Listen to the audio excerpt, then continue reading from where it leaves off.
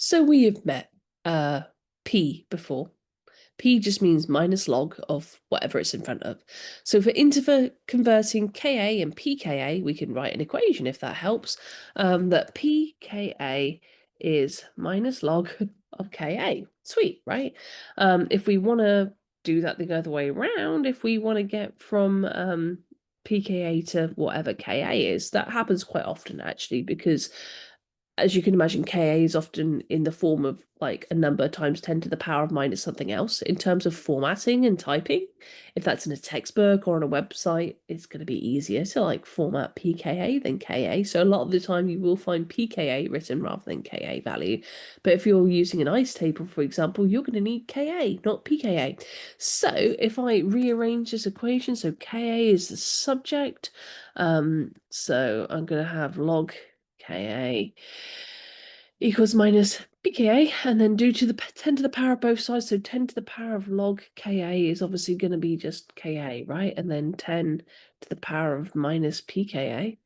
So then that 10 to the power of log 10 is going to cancel out. So I'm just going to get an equation that Ka is equal to 10 to the power of minus pKa. Okay, so this is what I'm going to need to use to solve these things. Okay, so acid A, we're asked to calculate Ka from pKa. So that's easy, right? So Ka, whoopsie, K, big K, small a, is 10 to the power of minus 2.52. So put that in your calculator however you will.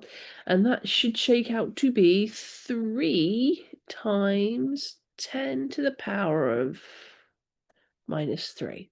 Okay, so I suppose you can write that in there if you like. 3 times 10 to the power of minus 3. I guess we'll try and get you in the middle a bit more. Okay, so then solution B. Now we're asked to calculate pKa from Ka. So pKa is minus log of whatever Ka was.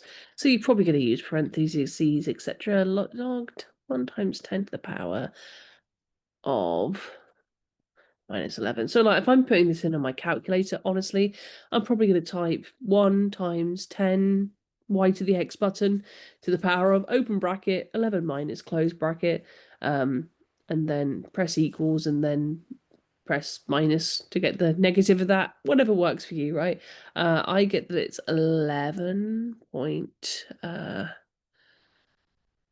it'll have one extra sig fig if we've p'd it, right?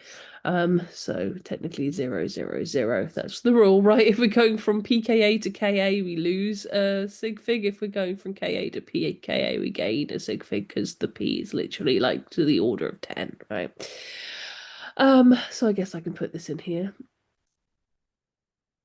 And then C, we're asked to calculate pKa again. So pKa equals minus log of whatever Ka is, so 4 times 10 to the power of minus 12. So we're going to gain a sig fig. So that'll be 11.4, or a decimal place, I should say. So 11.4. So the general rule, if we're asked for relative strength, we've already probably talked about like Ka is just a equilibrium constant, and the bigger the value of the equilibrium constant, the more the equilibrium lies to the right. Okay, so bigger Ka is going to give a stronger acid. That is not how you spell stronger. Okay, let's find a big arrow. So the higher the Ka is, the stronger the acid is. However, if we look at pKa, that is minus the log of Ka.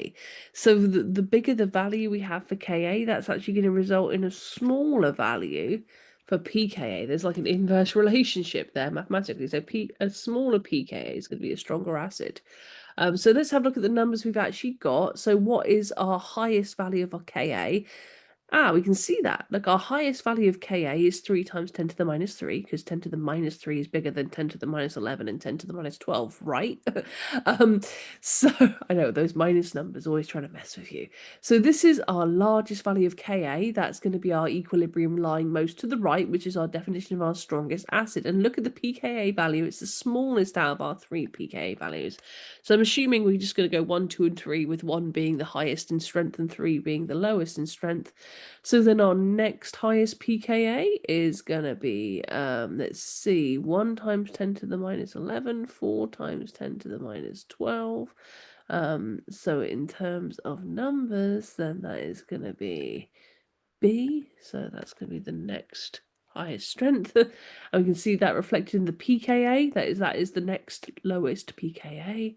And then C is gonna be the lowest Ka, so the weakest acid, and then that's gonna be the highest pKa, right? So we can see that relationship right there.